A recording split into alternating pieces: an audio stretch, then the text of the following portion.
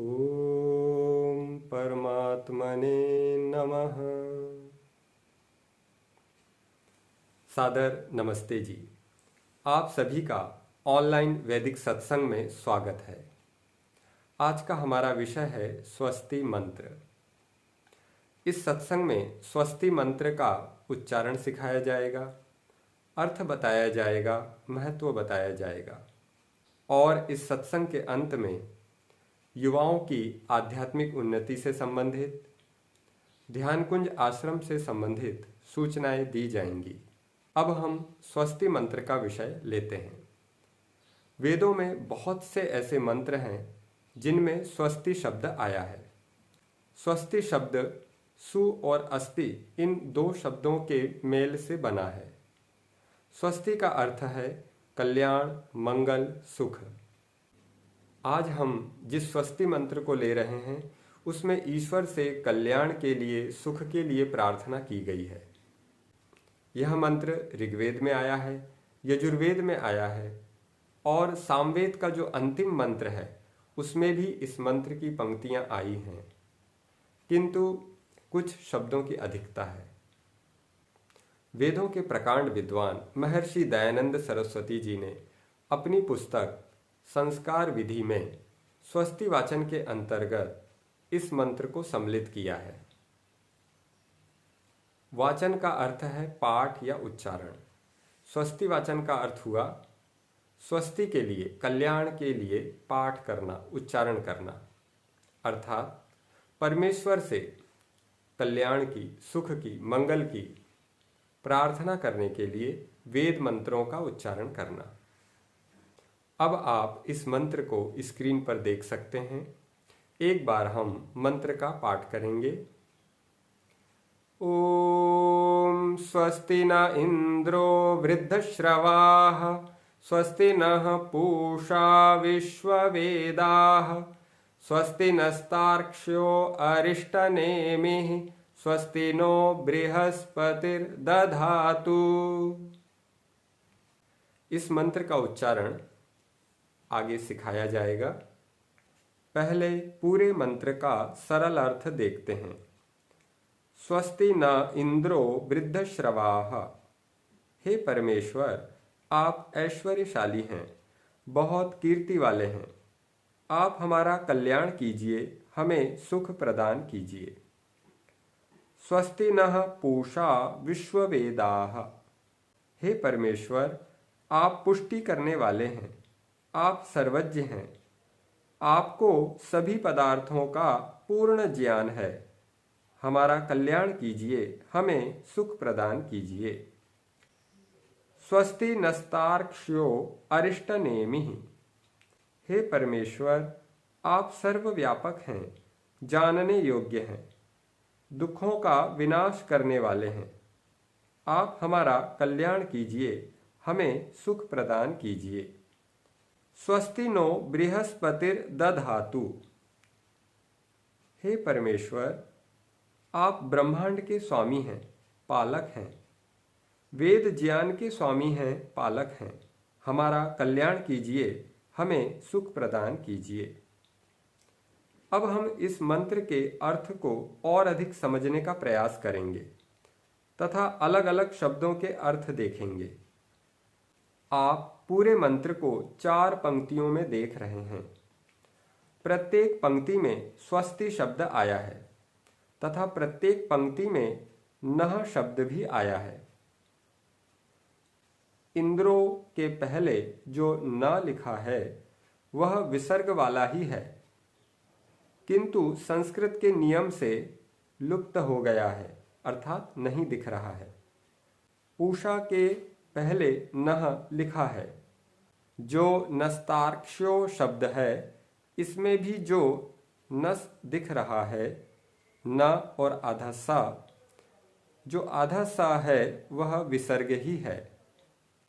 और जो बृहस्पतिर के पहले नो लिखा है वह भी नः ही है, अर्थात विसर्ग वाला न है।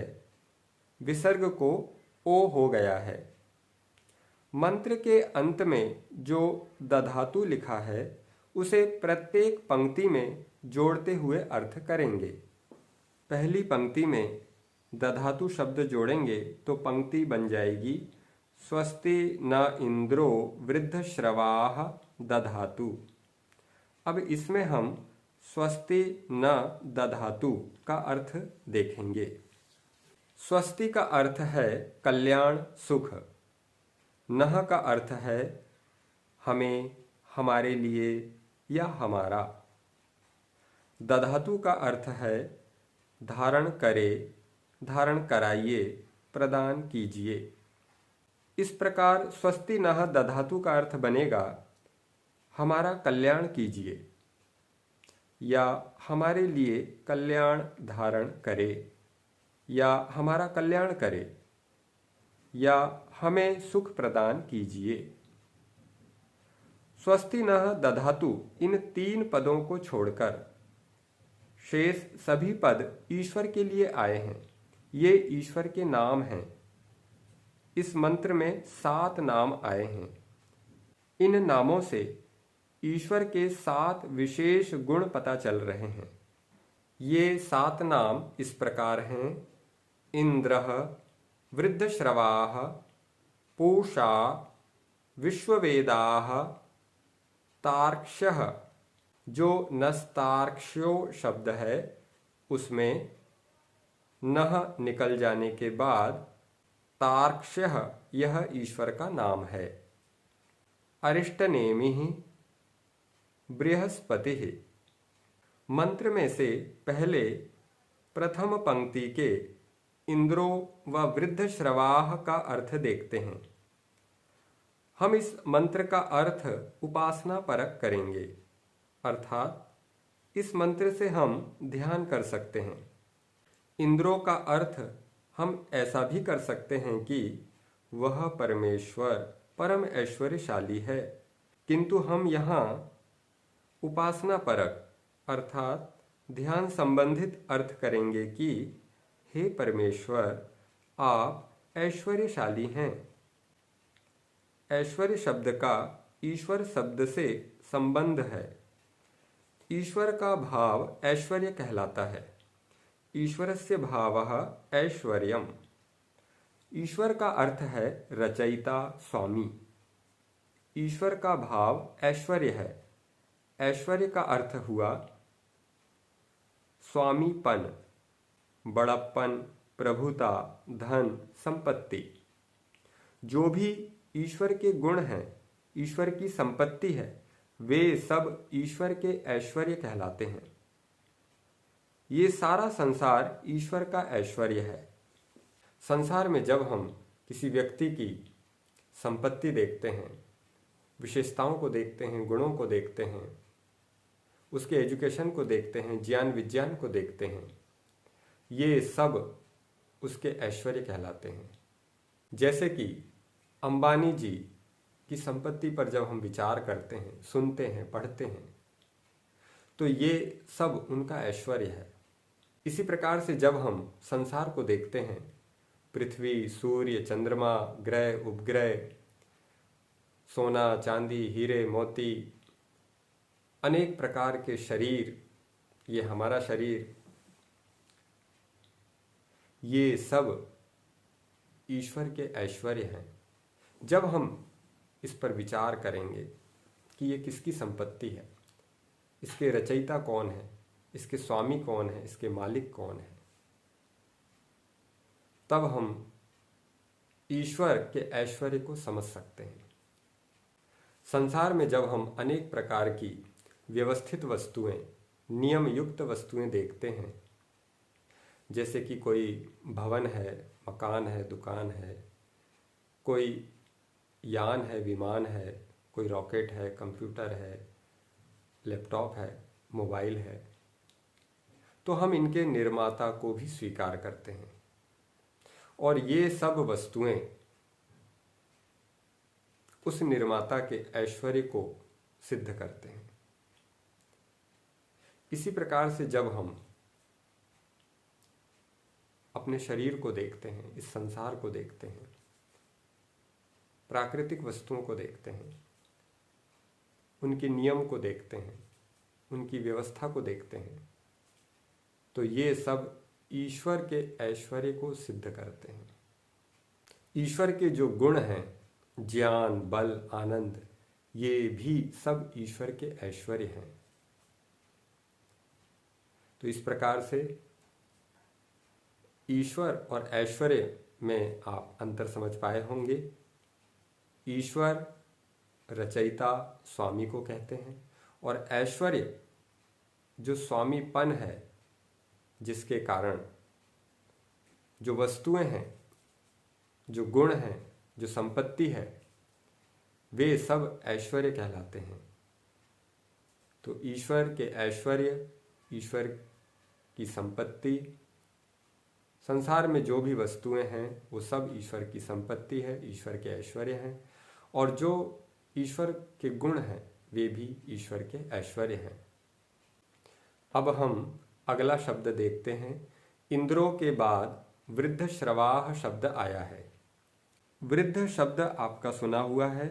जिसकी आयु अधिक होती है उसे वृद्ध कहते हैं। वृद्ध अर्थात बढ़ा हुआ, वृद्धि को प्राप्त। श्रवाह शब्द श्रु धातु से बना है। श्रु का अर्थ है सुनना, श्रवण करना। इस प्रकार वृद्ध श्रवाह का अर्थ है कि आप बहुत कीर्ति वाले हैं, अर्थात बहुत यश वाले हैं, आपका बहुत यश है, आपकी बहुत लोग प्रशंसा करते हैं, आपकी बहुत ख्याति है। हम भी अभी ईश्वर की प्रशंसा कर रहे हैं, स्तुति कर रहे हैं, गुणगान कर रहे हैं। वृद्ध श्रवाह का दूसरा अर्थ देखते हैं। आप सर्वाधिक सुनने वाले हैं। ईश्वर असंख्य जीवात्माओं की बातें सुन रहे हैं। संसार के प्रत्येक व्यक्ति जो बोल रहे हैं,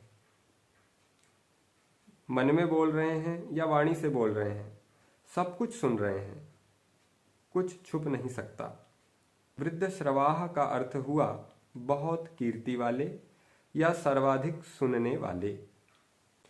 इस प्रकार से पहली पंक्ति का अर्थ हुआ, हे परमेश्वर, आप ऐश्वर्यशाली हैं, बहुत कीर्ति वाले हैं, आप हमारा कल्याण कीजिए, हमें सुख प्रदान कीजिए।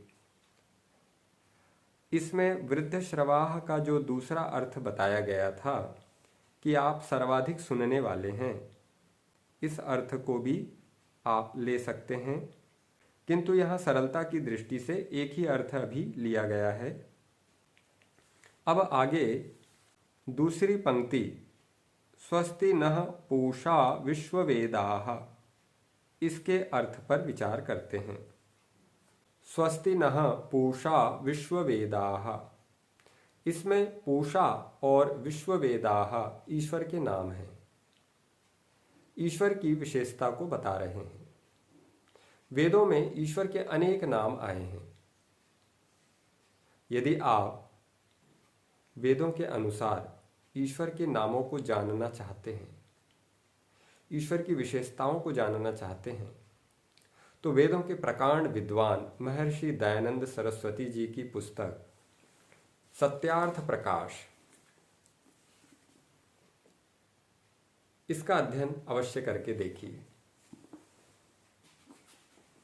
इसके अध्ययन से ईश्वर के स्वरूप के विषय में आपको अद्भुत ज्ञान होगा। आपको पता चलेगा कि संसार में ईश्वर के विषय में जो मान्यताएं हैं वो कितनी अधिक वेद के विरुद्ध हैं। वेद से विपरीत ही हम ईश्वर के स्वरूप को मान रहे हैं। इस विषय में अधिक ना कहते हुए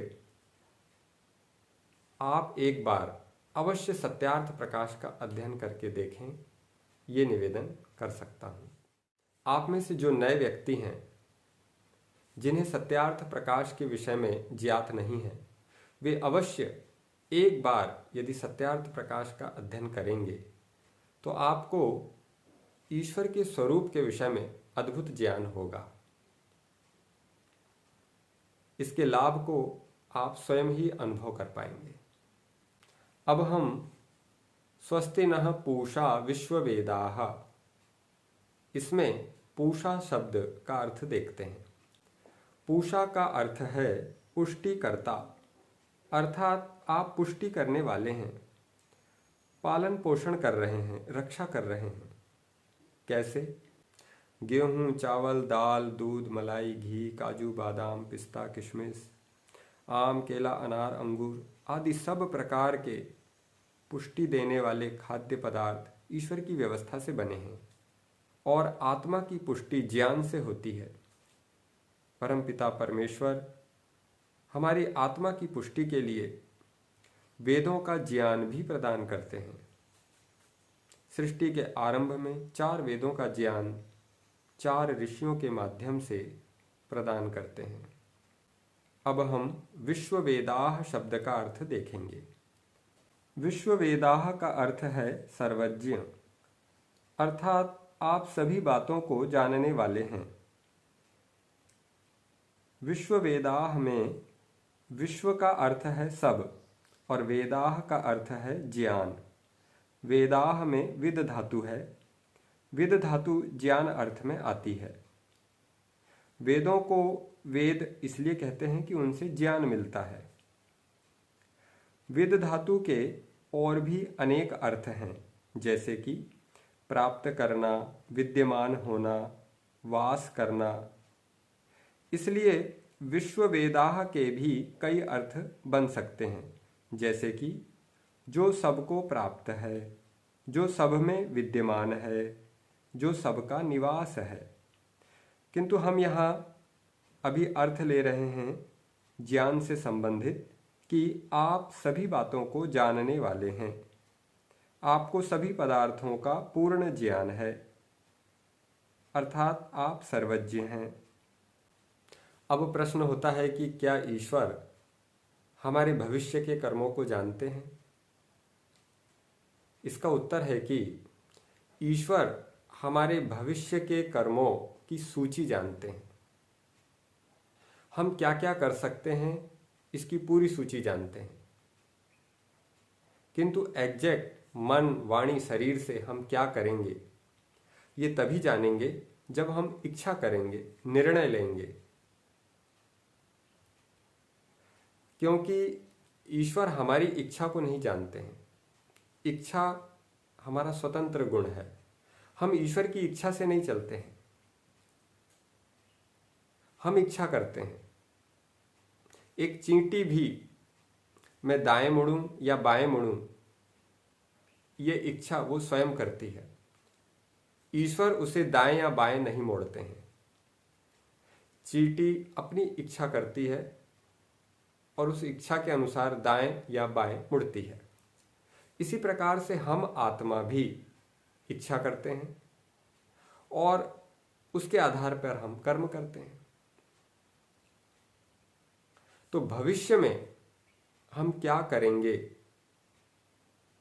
ये हमारी इच्छा पर निर्भर है। उदाहरण के लिए, कल रात्रि 8 बजे मैं मन, वाणी, शरीर से एग्जैक्ट क्या करूंगा ये अभी मैं भी नहीं जानता, तो ईश्वर कैसे जानेंगे? हाँ, यदि मैं कुछ योजना बना लूं तो ईश्वर भी जान जाएंगे। पर ईश्वर ये जरूर जानते हैं कि रात्रि 8 बजे मैं मन, वाणी, शरीर से क्या क्या कर सकता हूं। ए से लेके जेड तक सारी सूची ईश्वर को पता है। उस सूची से बाहर मैं कुछ नहीं कर सकता। मैं कभी ऐसा कुछ नया नहीं कर सकता कि ईश्वर को लगे कि अरे मुझे तो पता ही नहीं था। जैसे कि आज रॉकेट बन गया है, लैपटॉप बन गए हैं, मोबाइल बन गए हैं, तो ईश्वर को ये पता था कि ये सब बन सकते हैं। ऐसा नहीं है कि ये बन जाए और ईश्वर सोचें कि अरे ये तो मुझे पता ही नहीं था और इन्होंने लैपटॉप बना लिया, मोबाइल बना लिया, रॉकेट बना लिया। हम जो भी कुछ करते हैं, हम जो भी कुछ कर सकते हैं, वह ईश्वर को पता है। पर एग्जैक्ट यथार्थ हम क्या करेंगे ये तभी पता चलता है जब हम इच्छा करते हैं, निर्णय लेते हैं, कर्म करते हैं। संभावना के आधार पर तो पता कर सकते हैं लॉ ऑफ प्रोबेबिलिटी से, पर वो यथार्थ ना भी हो। तो ईश्वर सर्वज्ञ हैं, इसका अर्थ ये नहीं है कि ईश्वर सब कुछ जानते हैं। हम कर्म करने में स्वतंत्र हैं। ईश्वर हमें कठपुतली की तरह नहीं नचा रहे हैं कि ईश्वर को पता हो कि भाई इनको मुझे भविष्य में क्या करवाना है। हम कर्म करने में स्वतंत्र हैं। रात्रि 8 बजे मन वाणी शरीर से जो चेष्टा है वो मेरे द्वारा होगी।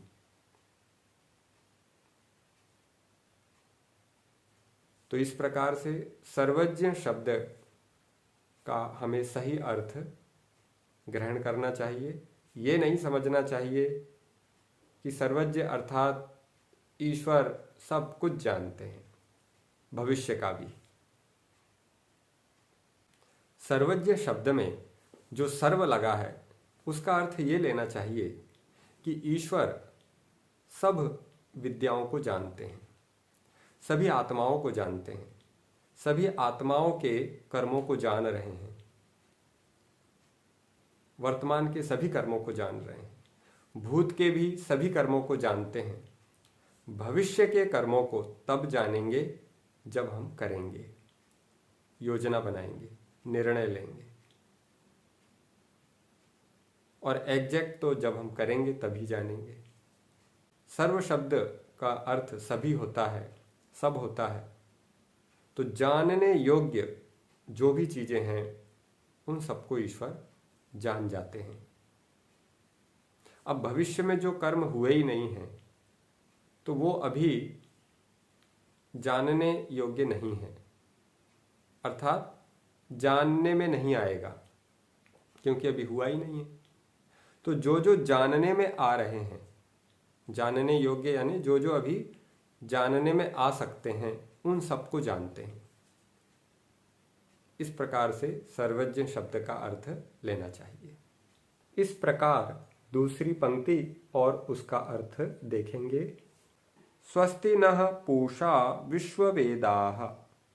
हे परमेश्वर, आप पुष्टि करने वाले हैं, आप सर्वज्ञ हैं, आपको सभी पदार्थों का पूर्ण ज्ञान है। हमारा कल्याण कीजिए, हमें सुख प्रदान कीजिए। अब तीसरी पंक्ति लेते हैं। स्वस्ति नस्तार्क्ष्यो अरिष्टनेमिः। इसमें नस्तार्क्ष्यो का उच्चारण देखेंगे। इसके लिए पहले संयुक्त व्यंजन या संयुक्त अक्षर के कुछ उदाहरण देखते हैं। संयुक्त व्यंजन वे हैं जो 2 या 2 से अधिक व्यंजनों के मेल से बनते हैं। स्क्रीन पर आप क्ष, त्र, ज्ञ देख रहे हैं और ये किन किन अक्षरों के मेल से बने हैं यह भी आप देख रहे हैं। क्ष आधा क हलंत क और मूर्धन्य श के मेल से बना है। त्र हलंत त और रा के मेल से बना है। ज्ञ हलंत ज और य के मेल से बना है। व्यवहार में इनका उच्चारण अशुद्ध होता है। जैसे कि एक प्रचलित शब्द है कक्षा, किंतु व्यवहार में इसको कक्षा, कक्षा ऐसा बोल दिया जाता है। तो कक्षा अशुद्ध हो जाएगा, इसका सही उच्चारण है कक्षा। इसी प्रकार से अक्षर, अक्षर बोलेंगे तो अशुद्ध हो जाएगा, अक्षर ये शुद्ध होगा। यज्ञ, ज्ञान, विज्ञान ये शुद्ध हैं और यज्ञ, ज्ञान, विज्ञान ये अशुद्ध हो जाएगा। तो हलंत का और मूर्धन्य श से मिलकर क्ष बनता है। और नस्तार्क्षयों में यही वाला क्ष हलंत रूप में है। नस्तार्क्षयों के उच्चारण के लिए पहले हम तार्क्ष्यो का उच्चारण सीखेंगे। तार्क्ष्यो शब्द को उच्चारित करने के लिए स्क्रीन पर कुछ वर्ण या अक्षर अलग अलग कर दिए गए हैं। ता, आधा र, आधा का और आधा श और यो। तार्क्ष्यो, तार्क्ष्यो। ध्यान दीजिएगा, यो में जो रेफ लगा हुआ है उसका उच्चारण अर्थात आधे रा का उच्चारण ता के बाद ही कर दिया जाएगा। तार्क्ष्यो, तार्क्ष्यो, तार्क्ष्यो। अब हम इसके सामने नस, न और आधा सा और जोड़ देंगे तो ये बन जाएगा नस्तार्क्ष्यो, नस्तार्क्ष्यो, नस्तार्क्ष्यो, नस्तार्क्ष्यो, नस्तार्क्ष्यो। अब हम नस्तार्क्ष्यो का अर्थ देखेंगे। नस्तार्क्ष्यो में दो शब्द सम्मिलित हैं, पहला नह और दूसरा तार्क्ष्यो। तो नह का अर्थ आपको पहले बताया गया है, तार्क्ष्यो का अर्थ अब हम देखेंगे। तार्क्ष्यो शब्द में त्रिक्ष गतौ धातु है। त्रिक्ष धातु ज्ञान, गमन और प्राप्ति अर्थ में आती है। अतः तार्क्ष्यो या तार्क्ष्यः के कई अर्थ हैं, जैसे कि जानने योग्य, सर्वव्यापक। निघंटु के अनुसार तार्क्ष्यः का अर्थ घोड़ा भी होता है। हम यहाँ अर्थ लेंगे, हे परमेश्वर, आप सर्वव्यापक हैं, जानने योग्य हैं। ईश्वर का सही ज्ञान बहुत आवश्यक है, अन्यथा आध्यात्मिक उन्नति नहीं हो पाती है, विशेष सुख शांति नहीं मिल पाती है।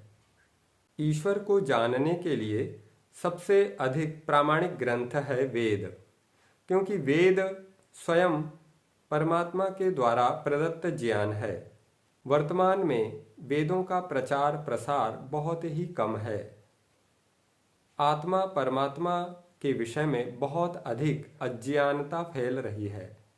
अज्ञानता के कारण अंधविश्वास, पाखंड और कुरीतियों में व्यक्ति फंसते जा रहे हैं। हम सभी जानते हैं कि वर्तमान में प्रयागराज में कुंभ का मेला चल रहा है और इस कुंभ के विषय में यह मान्यता फैली हुई है कि संगम में स्नान करने से या गंगा मैया में स्नान करने से हमारे पाप धुल जाएंगे। यह मान्यता वेद के विरुद्ध है, क्योंकि वेद के अनुसार ईश्वर न्यायकारी हैं। वे कभी भी पाप क्षमा नहीं करते। जो हमने कर्म किए हैं, अच्छे या बुरे, उनका फल अवश्य मिलेगा। जो भी पाप कर्म हुए हैं उनका हमें दुख रूपी फल अवश्य भोगना पड़ेगा। कहा भी गया है, अवश्यमेव भोक्तव्यम कृतं कर्म शुभाशुभम। नदियों में स्नान करने से या किसी विशेष नदी में स्नान करने से, जैसे कि गंगा में, नर्मदा में, पाप नहीं धुलेंगे। आप स्वयं विचार सकते हैं, पाप धुल जाने का अर्थ है कि यदि हम इन नदियों में डुबकी लगाकर बाहर निकलें तो हमारे अंदर कोई काम, क्रोध, लोभ, राग, द्वेष नहीं होना चाहिए। किंतु हम देखते हैं कि प्रयागराज के चोर रोज वहाँ स्नान करते होंगे और चोरी भी करते हैं। इससे क्या सिद्ध हुआ कि पाप नहीं धुल रहे हैं। वहाँ भी पुलिस की आवश्यकता है, वहाँ भी लूटपाट हो जाती है। अभी कुछ दिन पहले ही भगदड़ मच गई थी, न जाने कितने व्यक्ति मारे गए। ये व्यक्ति अंधविश्वास के कारण मारे गए।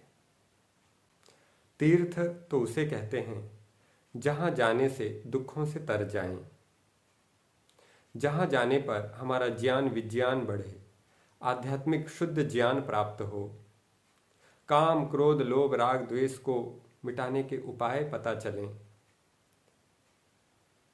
उन स्थानों को हम तीर्थ कह सकते हैं, उस आयोजन को तीर्थ कह सकते हैं।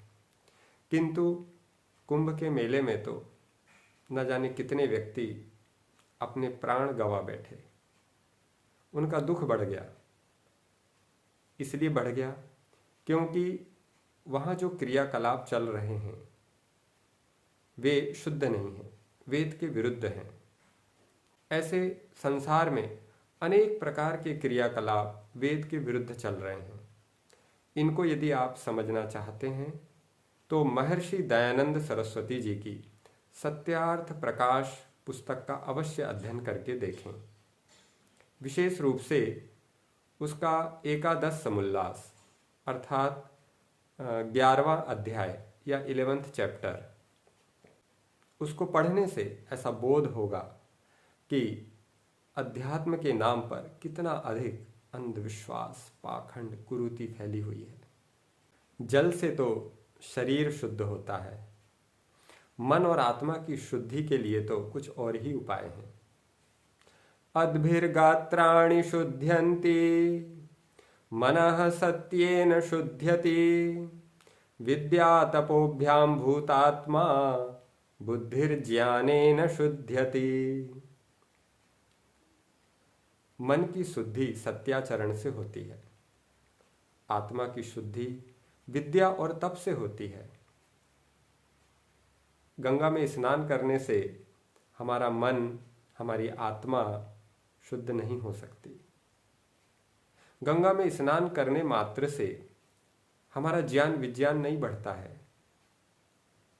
इसके लिए हमें स्वाध्याय करना होगा, सत्संग करना होगा, वैदिक विद्वानों से शुद्ध वैदिक सिद्धांतों को जानना समझना होगा, योगाभ्यास करना होगा। तब जाकर हम अपने कुसंस्कारों को दूर कर सकेंगे, आने वाले पाप से बच सकेंगे। शास्त्रों में जहाँ ये बात आती है कि पाप नष्ट हो जाएंगे, पाप का नाश हो जाएगा, तो उसका अर्थ है कि आने वाले पाप दूर हो जाएंगे। हम आगे बुरे कर्म नहीं करेंगे तो हमें पाप नहीं लगेगा। उसका अर्थ ये नहीं है कि पिछले पाप नष्ट हो जाएंगे। इस प्रकार से आत्मा परमात्मा के विषय में हमें शुद्ध ज्ञान प्राप्त करने का प्रयास करना चाहिए। तो परमपिता परमेश्वर जानने योग्य हैं। हमें यदि सब दुखों से छूटना है, अपने मनुष्य जीवन को सफल करना है, तो हमें ईश्वर को जानना चाहिए। और जानने के लिए वैदिक सिद्धांतों को समझना चाहिए, सत्य शास्त्रों की सहायता लेना चाहिए।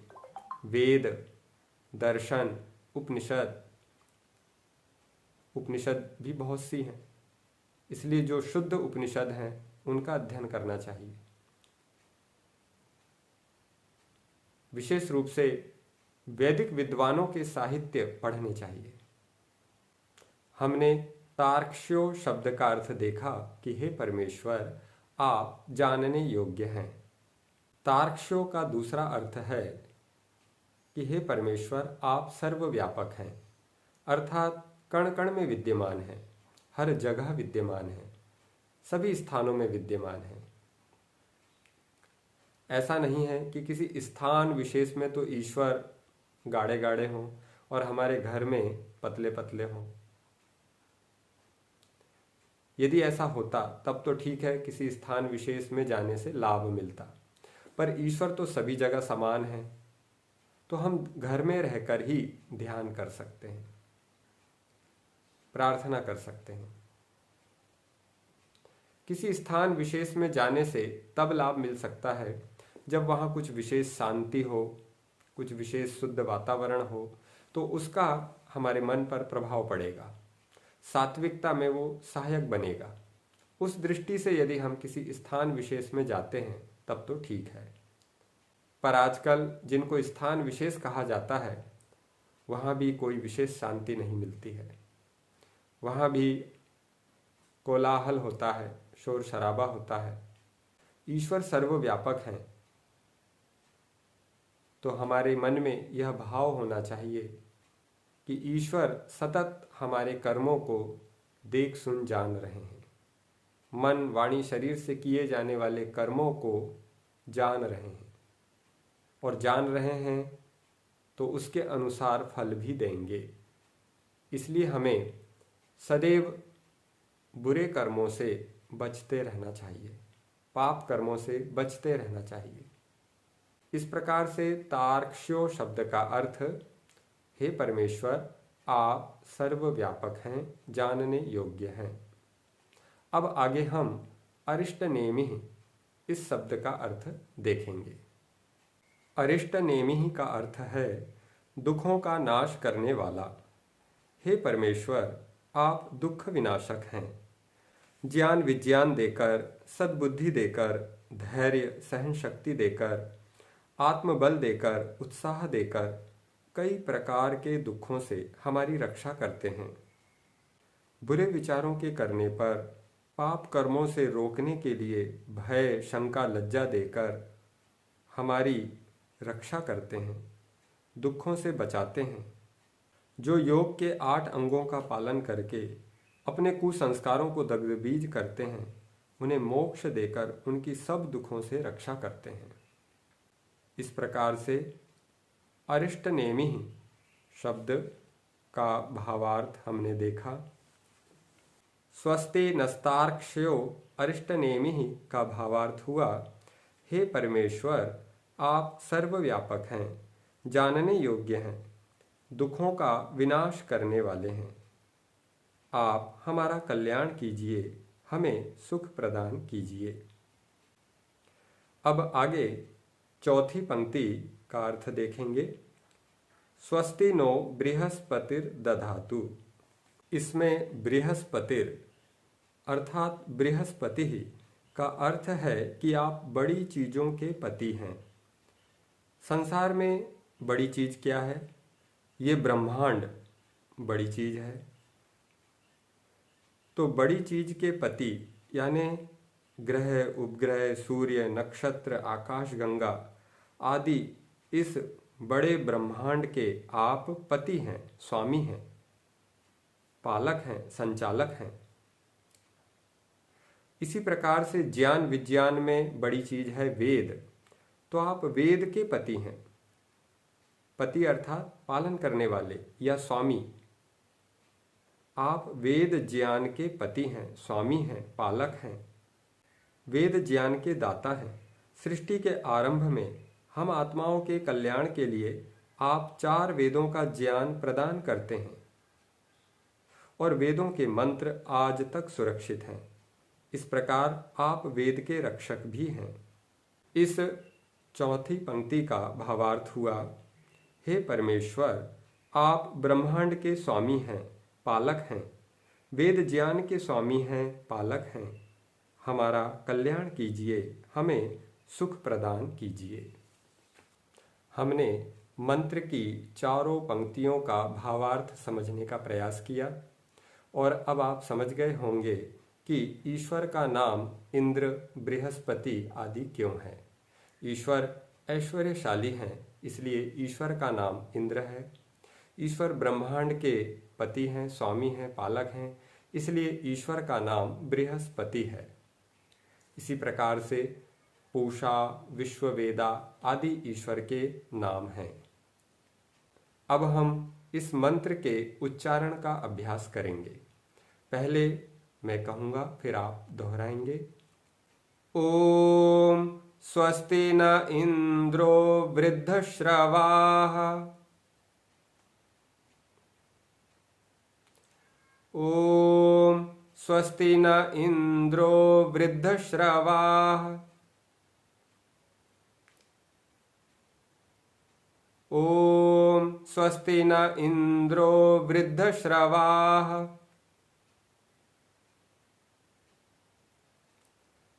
स्वस्ति नः पूषा विश्ववेदाः।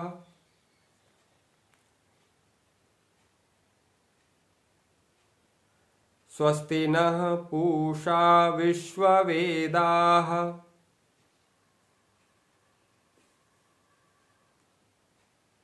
स्वस्ति नः पूषा विश्ववेदाः।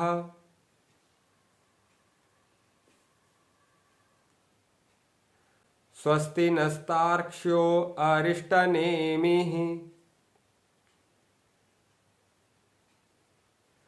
नस्तार्क्ष्यो नस्तार्क्ष्यो।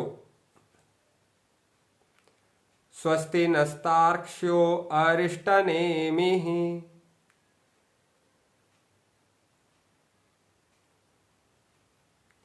स्वस्ति नस्तार्क्ष्यो अरिष्टनेमिः।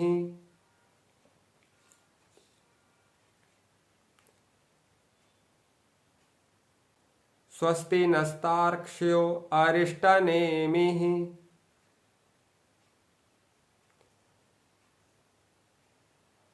स्वस्ति नो बृहस्पतिर्दधातु।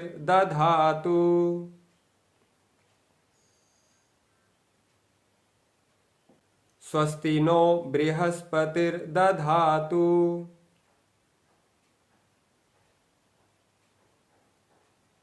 ध्यान दीजिएगा, बृहस्पतिर के स्थान पर कुछ लोगों का उच्चारण बृहस्पतिर हो सकता है।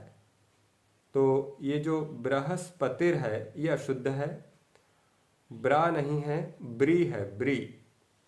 बृहस्पतिर, बृहस्पतिर, ना कि बृहस्पतिर। ब्रा नहीं है, ब्री है, ब्री। ब्रा जो है हलंत बा और रा के मेल से बनता है, जबकि ब्री हलंत बा और री के मेल से बनता है। तो इसका शुद्ध उच्चारण है स्वस्ति नो बृहस्पतिर्दधातु। स्वस्ति नो बृहस्पतिर्दधातु।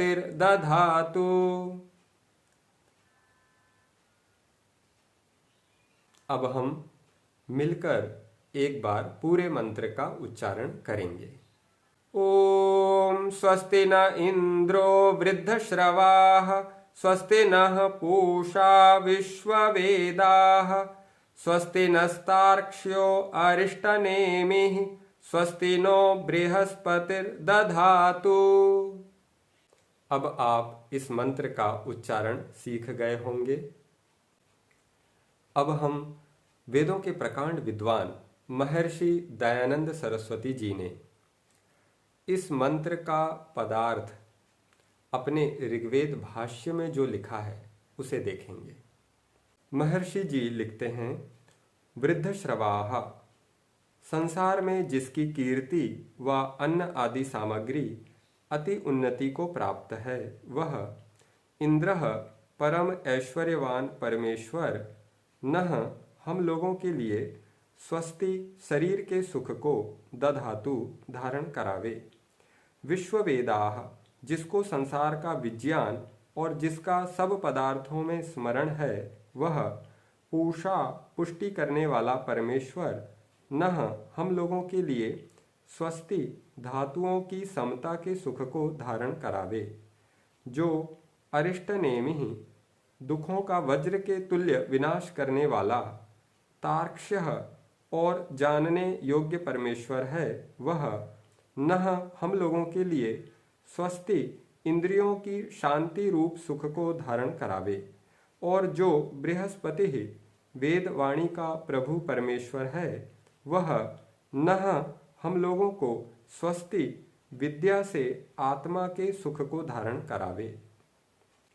इसमें महर्षि जी ने स्वस्ति के 4 अलग अलग अर्थ किए हैं, आप स्क्रीन पर देख सकते हैं। शरीर सुखम, धातु साम्य सुखम, इंद्रिय शांति सुखम, विद्या आत्म सुखम। अर्थात पहले स्वस्ति का अर्थ किया है शरीर का सुख, दूसरे स्वस्ति का अर्थ किया है धातुओं की समता का सुख, तीसरे स्वस्ति का अर्थ किया है इंद्रियों की शांति रूप सुख, और चौथे स्वस्ति का अर्थ किया है विद्या से आत्मा का सुख। इसमें धातुओं की समता से तात्पर्य है शरीर में वात पित्त कफ संतुलित रहें, ठीक रहें, और जो 7 धातुएं हैं रस रक्त मांस मेद अस्थि मज्जा शुक्र, ये ठीक हों। इस प्रकार से हम इसका अर्थ लेंगे। नह का अर्थ किया है हम लोगों के लिए, और दधातु का अर्थ किया है धारण करावे। अलग अलग प्रकार के सुख को परमेश्वर हम लोगों के लिए धारण करावे। अर्थात हम परमेश्वर से प्रार्थना कर रहे हैं कि हे परमेश्वर, हमें सुख प्रदान कीजिए, हमारा कल्याण कीजिए। इस मंत्र की सहायता से हम अपने कल्याण के लिए तो प्रार्थना करते ही हैं, अन्यों के कल्याण के लिए भी प्रार्थना करते हैं। इस मंत्र के माध्यम से आशीर्वाद प्रदान किया जाता है, शुभकामनाएं प्रदान की जाती हैं। आपने देखा होगा कि जब कोई जन्मदिवस मनाता है या वैवाहिक वर्षगांठ आदि शुभ अवसरों के निमित्त जब यज्ञ किया जाता है तो उपस्थित जन इस मंत्र के द्वारा आशीर्वाद प्रदान करते हैं, शुभकामनाएं व्यक्त करते हैं।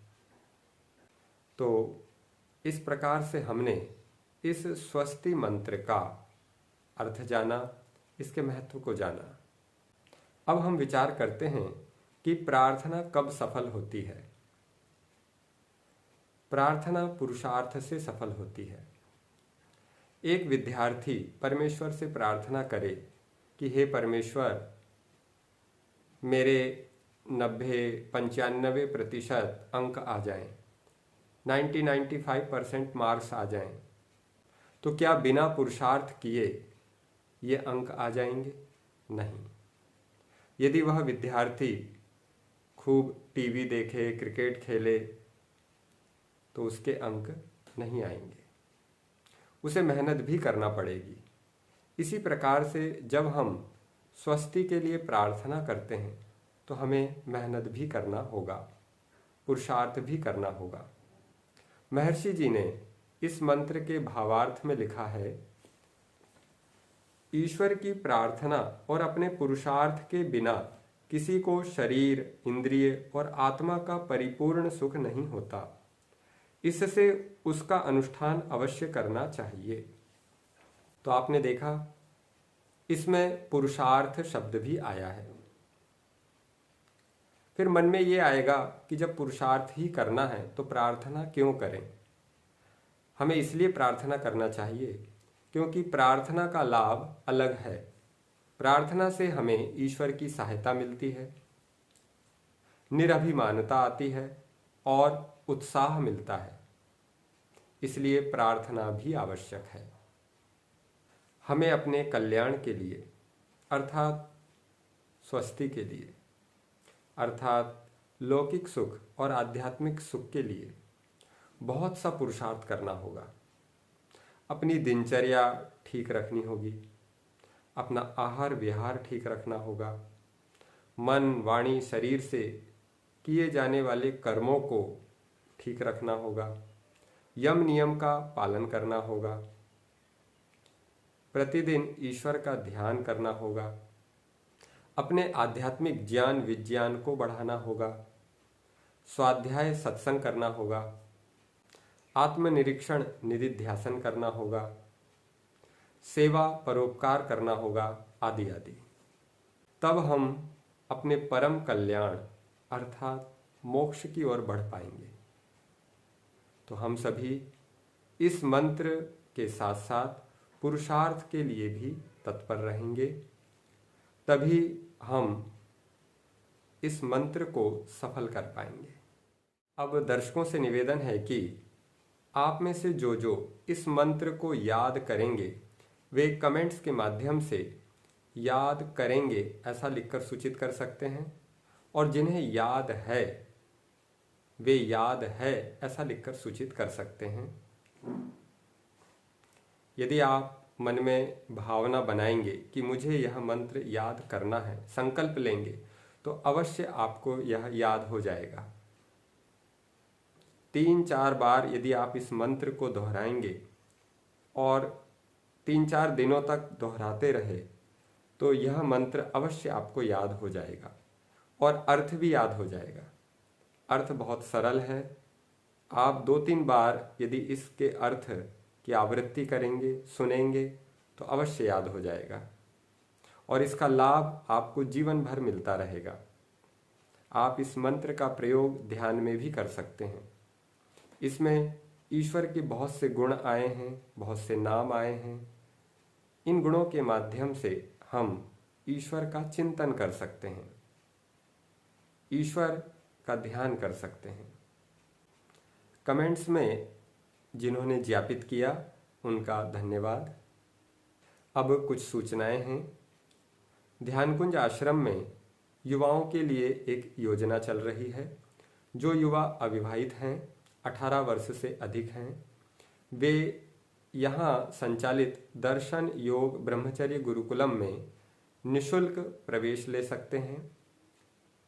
यहाँ वे 1 महीने, 2 महीने या अधिक भी रहकर आध्यात्मिक उन्नति कर सकते हैं, यज्ञ सीख सकते हैं, ध्यान सीख सकते हैं, दिनचर्या सुधार कर सकते हैं, स्वाध्याय कर सकते हैं, आदि आदि।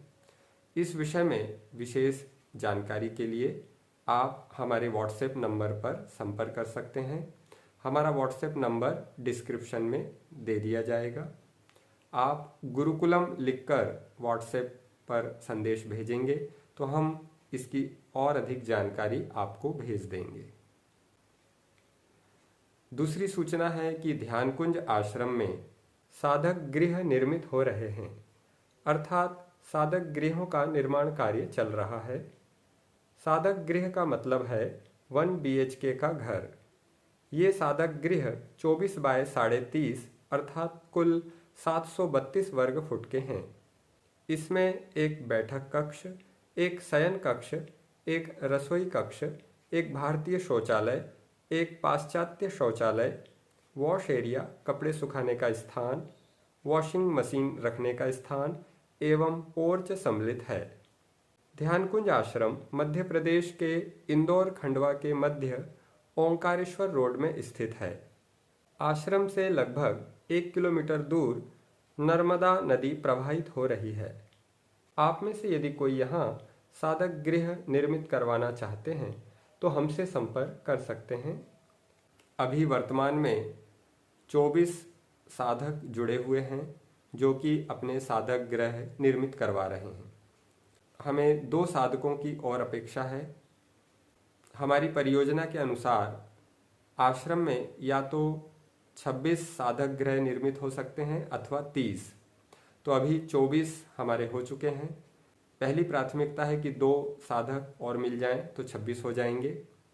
यदि अधिक मिलते हैं तो फिर 30 साधक गृह भी निर्मित हो सकते हैं। तो आप में से यदि किन्हीं की इच्छा हो इस विषय में अधिक जानकारी के लिए तो हमारे व्हाट्सएप नंबर पर संपर्क कर सकते हैं। इस साधक गृह के माध्यम से आप यहाँ आध्यात्मिक उन्नति कर सकते हैं, यहाँ ध्यान साधना के लिए रह सकते हैं, बीच बीच में भी आ जा सकते हैं और अधिक आयु में भी यहाँ लंबा रह सकते हैं। अपना वानप्रस्थ का जीवन इस आश्रम में व्यतीत कर सकते हैं और भी इसके लाभ हैं। आप हमसे संपर्क करेंगे तो इस विषय में आपको ज्ञापित किया जाएगा। ध्यानकुंज आश्रम में ये जो परियोजना चल रही है एक प्रकार से साधकों की एक कॉलोनी बन रही है जिसमें कई सारे साधक रहकर आध्यात्मिक उन्नति कर सकते हैं, एक आध्यात्मिक वातावरण प्राप्त कर सकते हैं, अपना यहाँ ज्ञान विज्ञान बढ़ा सकते हैं और साथ ही साथ वैदिक सिद्धांतों के प्रचार प्रसार में सहयोग प्रदान कर सकते हैं। एक प्रकार से ध्यानकुंज आश्रम में स्वस्ति के लिए योजना चल रही है। आप में से जो भी इस विषय में अधिक जानकारी चाहते हैं वे हमसे संपर्क कर सकते हैं। एक सूचना यह भी है कि ध्यानकुंज आश्रम में वर्तमान में साधक गृहों का निर्माण कार्य चल रहा है। यदि आप में से कोई महानुभाव यहाँ देखरेख या सुपरविजन से संबंधित सेवा प्रदान करना चाहते हैं तो आपका स्वागत है। यदि आप निर्माण संबंधित अनुभव रखते हैं और यहाँ सेवा देना चाहते हैं तो हमारे व्हाट्सएप नंबर से संपर्क कर सकते हैं। आवास और भोजन की व्यवस्था यहाँ उपलब्ध रहेगी। अब इस सत्संग को विराम देने से पहले हम अपने उन महानुभावों का धन्यवाद करना चाहेंगे जो हमें इस परियोजना के लिए आर्थिक सहयोग प्रदान करते हैं। जनवरी माह के आर्थिक दानदाताओं के प्रति सम्मान व्यक्त करने के लिए, उनके प्रति धन्यवाद व्यक्त करने के लिए उनके नाम और स्थान ज्ञापित किए जा रहे हैं।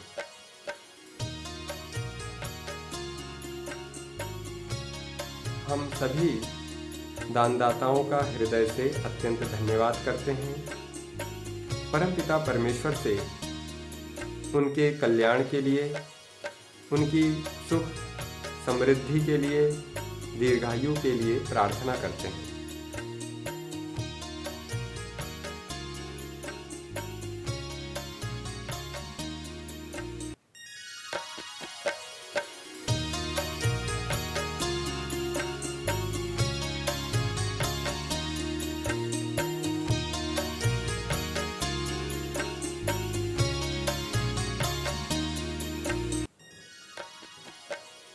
इसमें हमारे उन दानी महानुभावों के नाम भी हैं जो साधक गृहों के लिए राशि प्रदान कर रहे हैं।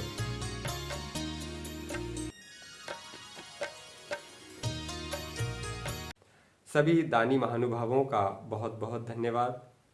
आप दर्शकों का भी बहुत बहुत धन्यवाद और परम पिता परमेश्वर का हम अत्यंत धन्यवाद करते हैं जिनके दिए हुए सामर्थ्य से इस सत्संग को आयोजित कर पाए।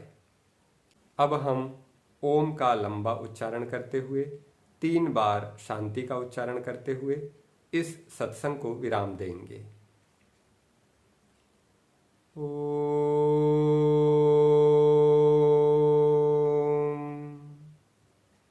शांति शांति शांति। सर्वेभ्यो नमः। आप सभी को सादर नमस्ते जी।